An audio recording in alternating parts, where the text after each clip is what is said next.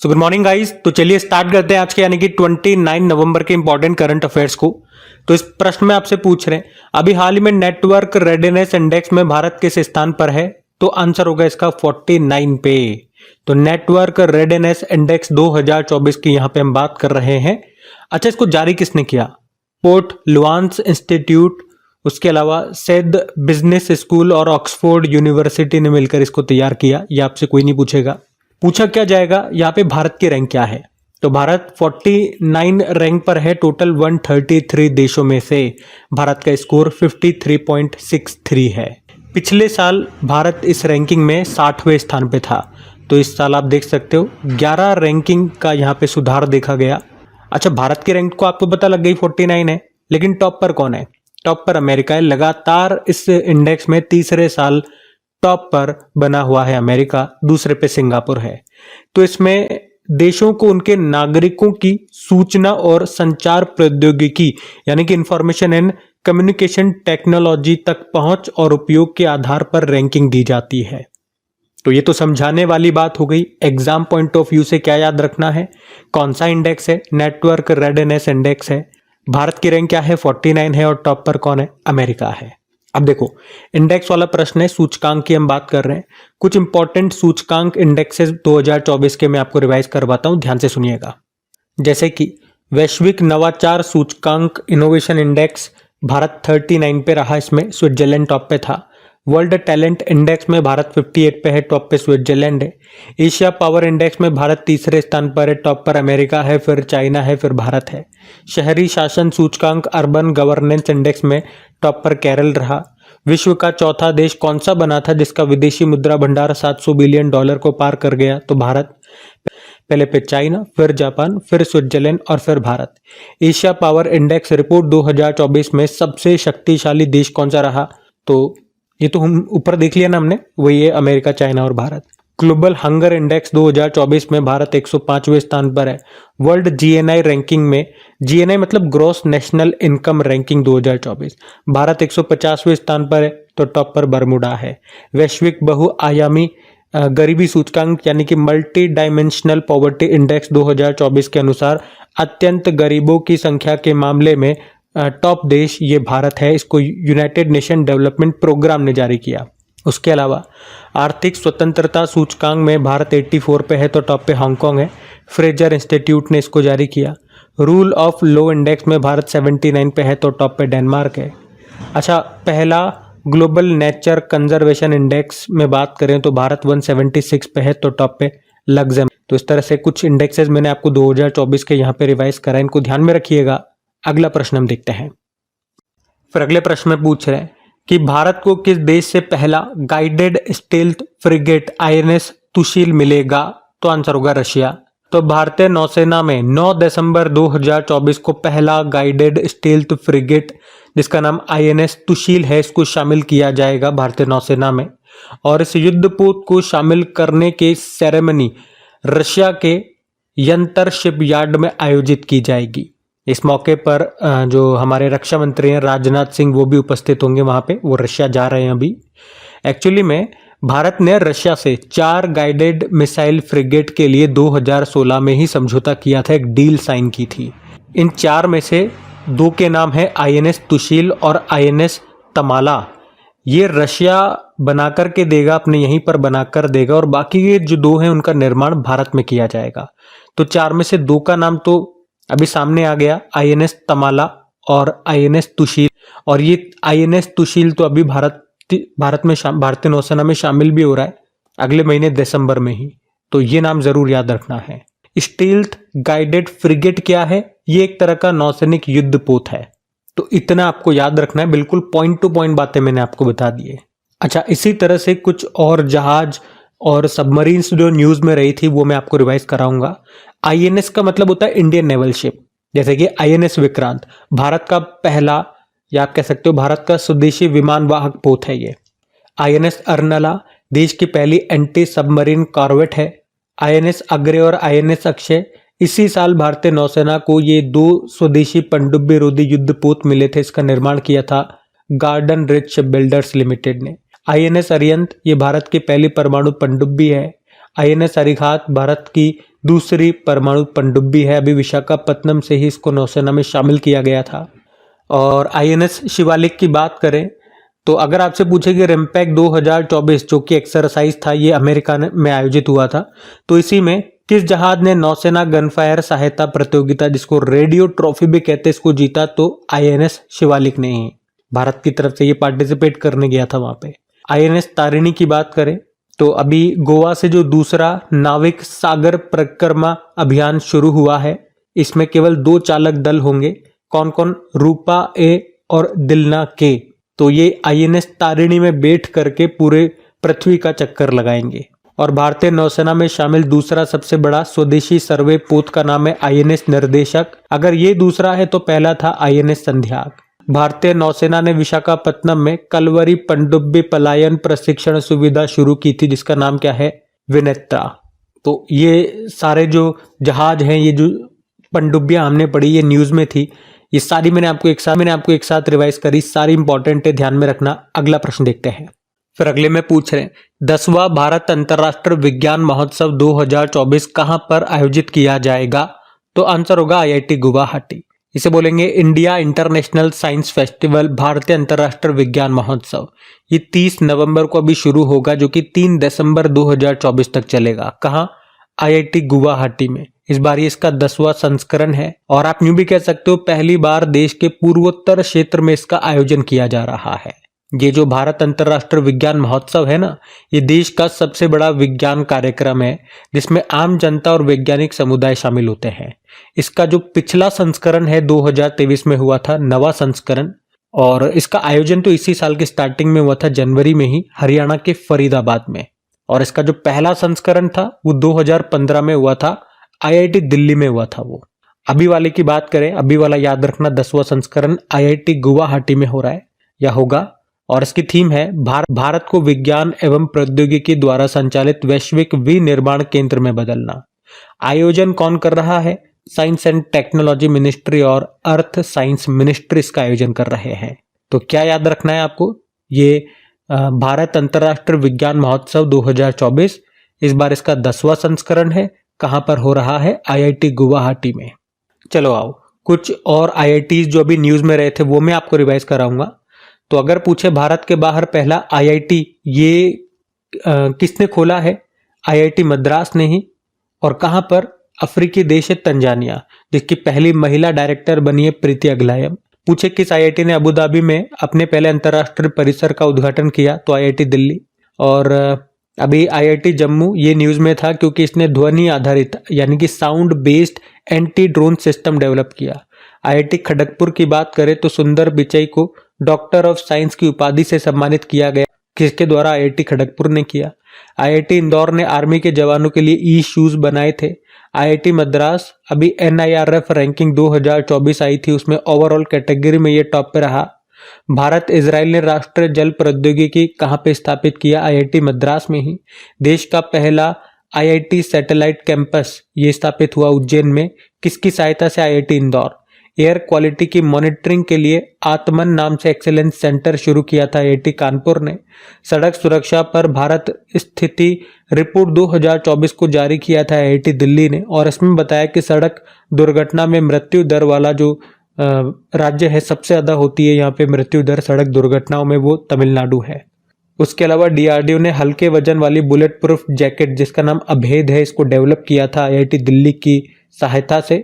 अभेद का मतलब होता है advance ballistic for high energy defeat. और IIT मद्रास ने अपना पहला अंतरराष्ट्रीय अनुसंधान केंद्र कहां पर खोलने की घोषणा की है?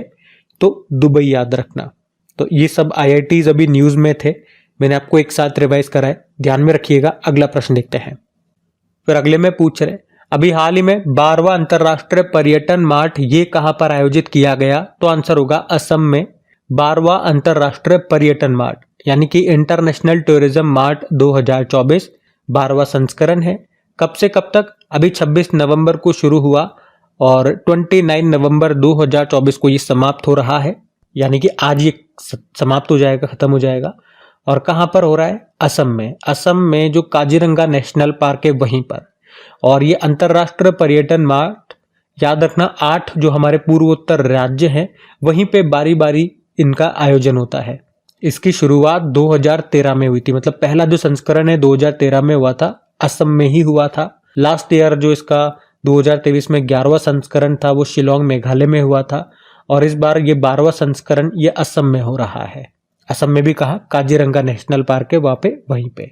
और इसका जो उद्घाटन है अभी हमारे जो केंद्रीय पर्यटन एवं संस्कृति मंत्री कौन, गजेंद्र सिंह शेखावत, उन्होंने इसका उद्घाटन किया। आयोजनकर्ता भी कौन है, यही पर्यटन मंत्रालय इसका आयोजन करता है। और आयोजन करने का उद्देश्य क्या है, पूर्वोत्तर राज्यों को पर्यटन स्थल के रूप में बढ़ावा देना। अच्छा, काजीरंगा नेशनल पार्क यहाँ पे न्यूज में है क्योंकि यहीं पे इसका आयोजन हो रहा है ना। देखो 2-4 बातें याद रखो। काजीरंगा नेशनल पार्क, ये नेशनल पार्क कब बना था, 1974 में। और इस तरह से आप जोड़ोगे तो अभी 2024 चल रहा है, तो इस साल इसकी 50वीं वर्षगांठ है।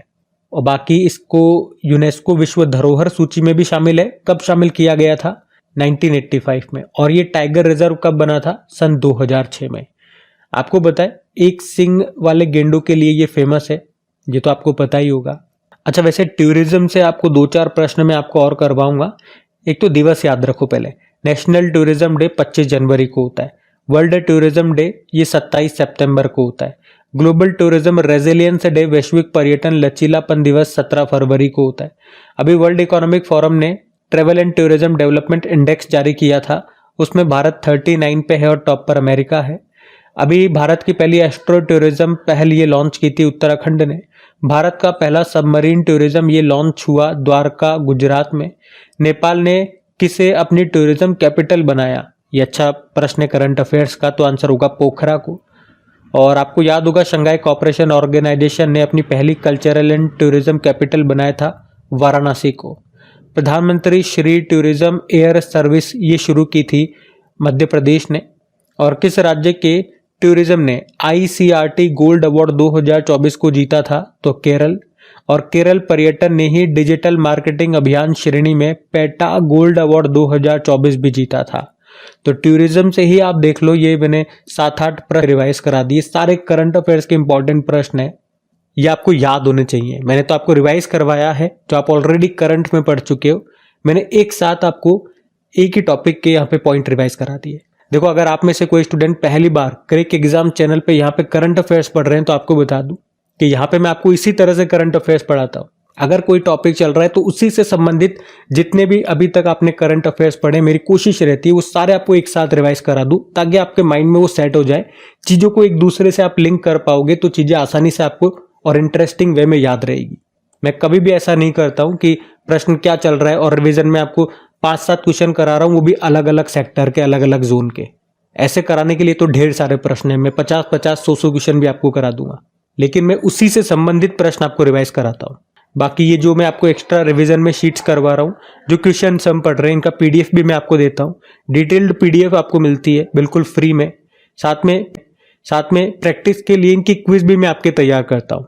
वीडियो अपलोड होने के बाद 5 मिनट के अंदर अंदर आपको PDF और क्विज मिल जाती है पूरे YouTube में। सबसे फास्ट, सबसे तेज PDF और क्विज आपको क्रिक एग्जाम चैनल पे ही मिलेगी। मैं कह रहा हूँ 5 मिनट के अंदर मिल जाती है वीडियो अपलोड होने के बाद। कहाँ मिलेंगी ये, तो अपने क्रिक एग्जाम एप्लीकेशन पे। क्रिक एग्जाम एप्लीकेशन को इंस्टॉल कर लीजिएगा, वैसे लिंक डिस्क्रिप्शन में मैंने डाल दिया है, या फिर प्ले स्टोर में जाकर के भी क्रिक एग्जाम टाइप करें, वहां पे एप्लीकेशन आ जाएगी, उसको इंस्टॉल कर लेना। सेशन अच्छा लगे, हेल्पफुल लगे, मेहनत अच्छी लगे तो प्लीज वीडियोस को अपने दोस्तों के साथ में स्टडी ग्रुप में शेयर जरूर करना, ताकि मुझे भी थोड़ा मोटिवेशन मिले, मुझे भी काम करने में, मेहनत करने में अच्छा लगे। और लाइक नहीं करा तो वीडियो को लाइक कर देना। अभी अगले प्रश्न की ओर बढ़ते हैं। फिर अगले प्रश्न में पूछ रहे हैं, अभी हाल ही में माय वाइफ नामक पुस्तक है, इसको किसने लिखा है, तो आंसर होगा अमिताभ कुमार ने।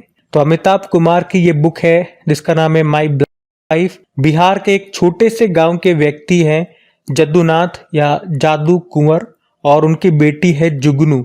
उनकी ये एक कहानी है जो तेजी से बदलते भारत में जीवन की चुनौतियों का सामना करते हैं।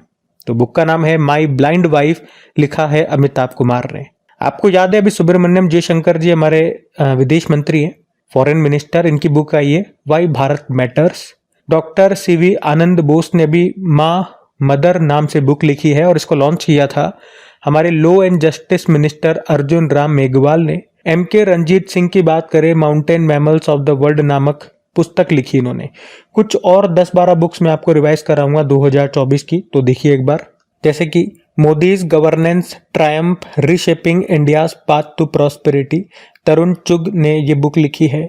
The scientist entrepreneur empowering millions of women नामक पुस्तक को कल्पना शंकर ने लिखा, लॉन्च किया सौम्या स्वामीनाथन ने। भीम सिंह ने भारत के 75 महान क्रांतिकारी नामक पुस्तक लिखी। पीरामल नाथवानी ने कॉल ऑफ द गिर नामक पुस्तक लिखी। Professor KV Subramanian India at the rate 100 envisioning tomorrow's economic नाम से बुक लिखी। और doctor R Balasubramaniam power within the leadership legacy of Narendra Modi नाम से बुक लिखी। Kuldeep Gupta from oil to lithium navigating the future of energy नाम से बुक लिखी। अनिल रतूड़ी ने खाकी में स्थित प्रज्ञ नामक पुस्तक लिखी। Mother Mary comes to me, ये मेमोयर है अरुंधति रॉय का, जो कि अगले साल आएगा। और बॉब वुडवर्ड वॉर नाम से पुस्तक लिखी थी। बाकी पॉलिटिक्स के 5 दशक, इस पुस्तक को लिखा सुशील कुमार शिंदे ने। तो ये भी आप ध्यान रखिएगा। अगला प्रश्न देखते हैं। फिर अगले प्रश्न में पूछ रहे हैं, हाल ही में भारतीय सेना ने किस बैलिस्टिक मिसाइल की सफल टेस्टिंग की है? तो आंसर होगा K4। तो अभी इंडियन नेवी ने अभी 27 नवंबर को K4 बैलिस्टिक मिसाइल की सफल टेस्टिंग की है। ये टेस्टिंग न्यूक्लियर सबमरीन अरिघात से की गई है। और अरिघात के बारे में अभी मैंने आपको पीछे भी बताया था। अरिघात INS अरिहंत का अपग्रेडेड वर्जन है और इसे विशाखापत्तनम में भारतीय नौसेना के शिप बिल्डिंग सेंटर में बनाया गया है। और ये INS अरिघात 3500 किलोमीटर के रेंज वाली K4 मिसाइलों से लेस है और अभी इसी से इसकी सफल टेस्टिंग की गई है। देखो, भारतीय नौसेना में अब तक 3 न्यूक्लियर सबमरीन्स तैयार कर चुकी है। देखो, भारतीय नौसेना अब तक 3 न्यूक्लियर सबमरीन्स तैयार कर चुकी है। एक INS अरिहंत हो गई, एक INS अरिघात हो गई और तीसरी जो है ये अभी टेस्टिंग में है, मतलब इसकी टेस्टिंग जारी है। वैसे भी इसको S4 नाम दिया गया है। तो अभी 2 हमारे पास वर्किंग में है, INS अरिहंत और INS अरिघात। तो ये ध्यान में रखना। अगला प्रश्न हम देखते हैं। फिर अगले में पूछ रहे हैं कि 2024 अंडर 8 विश्व कैडेट शतरंज चैंपियनशिप का खिताब किसने जीता? तो आंसर होगा दिविथ रेड्डी ने। तो under 8 world cadet chess championship, जिसका आयोजन अभी 14 से लेकर 27 नवंबर 2024 तक हुआ, कहाँ पे? मोंटेसिल्वानो इटली में। और इसे जीत लिया, मतलब इसमें गोल्ड जीता दिविथ रेड्डी ने। ये 8 साल के हैं, हैदराबाद के रहने वाले हैं। और इसमें जो दूसरे स्थान पे रहे, मतलब जो सिल्वर जीता, वो भी एक भारतीय हैं, सात्विक स्वेन। तीसरे स्थान पे चाइना के खिलाड़ी हैं। तो दिविथ रेड्डी का नाम याद रखना। अच्छा, इसी तरह से अभी अनीश सरकार का नाम आपने सुना होगा। ये कोलकाता के मात्र 3 साल के, 3.5 साल के बच्चे हैं और अभी इनका नाम न्यूज में था क्योंकि सबसे कम उम्र में फिडे रेटिंग हासिल करने वाले दुनिया के सबसे कम उम्र के ये खिलाड़ी बन गए थे। बाकी अगर मैं आपसे पूछूं कि अभी FIDE men's world chess championship 2024 का आयोजन अभी दिसंबर में होगा, ये कहां पर होगा? तो याद रखना सिंगापुर में होगा। लास्ट ईयर 2023 में ये जो FIDE men's world chess championship हुई थी, कजाकिस्तान की कैपिटल अस्ताना में हुई थी और उसको जीता था डिंग लिरेन ने, जो चाइना के चेस प्लेयर हैं। वैसे आपको बता दूं, हमारे जो पहले ग्रैंड मास्टर हैं विश्वनाथन आनंद, वो एकमात्र भारतीय हैं जिन्होंने ये चेस चैंपियनशिप का, FIDE men's world chess championship का खिताब जीता है। वो भी 1 बार नहीं, 2 बार नहीं, 3 बार नहीं, 4 बार, 2007, 2008, 2010 और 2012 में। वैसे चलो, चेस से संबंधित कुछ और प्रश्न मैं आपको रिवाइज करवा दूं। देखो, ये तो मैंने आपको बता दिया, हमारे पहले ग्रैंड मास्टर हैं विश्वनाथन आनंद। इन्हें लाइटनिंग किड ऑफ इंडिया भी कहते हैं। इनकी ऑटोबायोग्राफी का नाम है माइंड मास्टर। 1991-92 में जो सबसे पहला राजीव गांधी खेल रत्न पुरस्कार है, इन्हीं को मिला था। 2023 में जो लेटेस्ट एडिशन है इसका, वो किसे दिया गया? तो बैडमिंटन प्लेयर है सात्विक साईराज रंकी रेड्डी और चिराग शेट्टी को। और हमारे सबसे युवा ग्रैंड मास्टर हैं डी गुकेश। पहली फीमेल ग्रैंड मास्टर का नाम है एस विजय लक्ष्मी। वर्ल्ड चेस डे 20 जुलाई को होता है। भारत में पहली बार चेस एकेडमी ये खुलेगी भुवनेश्वर में। और 45वां चेस ओलंपियाड 2024 ये हंगरी के बुडापेस्ट में होगा। और अभी जो 45वां चेस ओलंपियाड हुआ था, हंगरी के बुडापेस्ट में हुआ था, इसमें मेल कैटेगरी में भी भारत विजेता रहा था। भारत ने स्लोवेनिया को हराया। फीमेल कैटेगरी में भी भारत विजेता रहा था। यहाँ पे भारत ने अजरबैजान को हराया था। और अगला जो 46 नंबर का फिडे चेस ओलंपियाड है, ये 2026 में होगा ताशकंद उज्बेकिस्तान में। याद है आपको, अभी शतरंज खेल में 2800 एलोर रेटिंग का आंकड़ा पार करने वाले भारत के दूसरे ग्रैंड मास्टर कौन बन गए? अर्जुन एर्रीगेसी। पहले तो यही थे विश्वनाथन आनंद। बाकी पूरी दुनिया में चेस को रेगुलेट करने वाली जो बॉडी है वो फिडे है, जिसकी स्थापना होती है 1924 में। लुज़ेन में हेडक्वार्टर है। प्रेसिडेंट है आर्केडी डोरकोविच और वाइस प्रेसिडेंट है विश्वनाथन आनंद। तो ध्यान रखना ये सारे पॉइंट्स। अगला प्रश्न देखते हैं। फिर अगले में पूछ रहे हैं, हाल ही में मालदीव में भारत के उच्चायुक्त कौन बने हैं? तो आंसर होगा जी बालासुब्रमण्यम।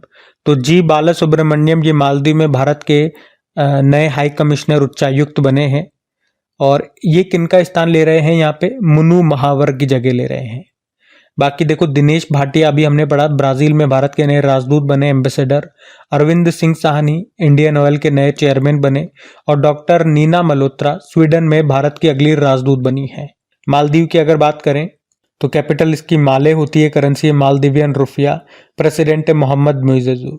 अभी आप जानते हो भारत और मालदीव के बीच में एक्यूवेरियन एक्सरसाइज होता है, एकता एक्सरसाइज होता है, एक दोस्ती एक्सरसाइज भी होता है, लेकिन भारत मालदीव के अलावा इसमें श्रीलंका भी होता है। तो ये भी ध्यान में रखिएगा। अगला प्रश्न देखते हैं। फिर अगले में क्या पूछ रहे हैं, अभी उत्तराखंड के नए डीजीपी कौन बने? तो आंसर होगा दीपम सेठ। तो सीनियर आईपीएस अधिकारी हैं दीपम सेठ और अभी उत्तराखंड के ये 13वें पुलिस महानिदेशक डीजीपी बन गए हैं। रश्मि शुक्ला पढ़ा था अभी, महाराष्ट्र की पहली महिला डीजीपी, याद रखना यही है, फिर से बन गई। डॉक्टर जयतीर्थ राघवेंद्र जोशी ब्रह्मोस एरोस्पेस के नए चीफ बने। और सतीश कुमार ये रेलवे बोर्ड के नए चेयरमैन और सीईओ बने थे। तो यहाँ पे हमने पढ़ा उत्तराखंड के नए डीजीपी कौन? दीपम सेठ। अगला प्रश्न देखते हैं। फिर अगले में पूछ रहे कि भारत का दुग्ध उत्पादन 2023-24 में कितना हो गया है? तो आंसर होगा 239.3 मिलियन टन। तो अभी हमारे जो केंद्रीय मत्स्य पालन, पशुपालन और डेयरी मंत्री हैं कौन? राजीव रंजन सिंह उर्फ लल्लन सिंह। अभी उन्होंने ही जानकारी दी है कि भारत का दुग्ध उत्पादन 2023-24 में 4% बढ़कर 239.3 मिलियन टन हो गया है। और दूध की प्रति व्यक्ति उपलब्धता 2023-24 में 471 ग्राम प्रतिदिन हो गई है। आपको याद है अभी हमने राष्ट्रीय दूध दिवस, नेशनल मिल्क डे मनाया 26 नवंबर को, और उसी दिन ये डेटा इन्होंने जारी किया। भारत में श्वेत क्रांति के जनक कहे जाते हैं doctor Verghese Kurien, father of white revolution. वैसे वर्ल्ड मिल्क डे कब मनाते हैं हम? 1 जून को। और पूरी दुनिया में भारत दुग्ध उत्पादन में पहले स्थान पर है। और भारत में भी राज्यों में बात करोगे तो उत्तर प्रदेश पहले स्थान पर है। तो ध्यान रखना ये सारी बातें। बाकी ये थी आज के आपके करंट अफेयर्स की क्लास। एक बार फिर से याद दिला दूं, सेशन को दोस्तों के साथ में स्टडी ग्रुप में शेयर जरूर कर देना। लाइक नहीं करा तो लाइक कर देना। क्विज और पीडीएफ आपको बता दिया मैंने कहाँ मिलेगी। चलो भी कल के करंट अफेयर्स का क्विक रिवीजन कर लेते हैं और सेशन एंड करते हैं। तो पहला प्रश्न पूछा था, ब्रह्मोस एरोस्पेस के नए प्रमुख बन गए डॉक्टर जयतीर्थ राघवेंद्र जोशी। फिर पूछा, अमर राजा ने भारत का पहला ग्रीन हाइड्रोजन ईंधन स्टेशन कहाँ स्थापित किया? लेह लद्दाख। भारतीय तटरक्षक बल ने कहाँ पर सारेक्स 2024 अभ्यास का आयोजन किया? कोच्चि, केरल। और नाडा ने डोपिंग उल्लंघन के लिए किस पर 4 साल का बैन लगा दिया? बजरंग पूनिया। और किस भारतीय संगठन को 2024 OPCW द हैग पुरस्कार से सम्मानित किया गया? भारतीय रासायनिक परिषद। भारत सरकार के किस मंत्रालय ने भारत में बाल विवाह को मिटाने के लिए बाल विवाह मुक्त भारत अभियान शुरू किया? महिला एवं बाल विकास मंत्रालय। राष्ट्रीय दुग्ध दिवस मनाया 26 नवंबर को। राष्ट्रीय गोपाल रत्न पुरस्कार 2024 किस विभाग या मंत्रालय द्वारा दिया गया? पशुपालन एवं डेयरी विभाग। और आईपीएस रश्मि शुक्ला किस राज्य की फिर से पुलिस महानिदेशक बनी? तो महाराष्ट्र आंसर होगा।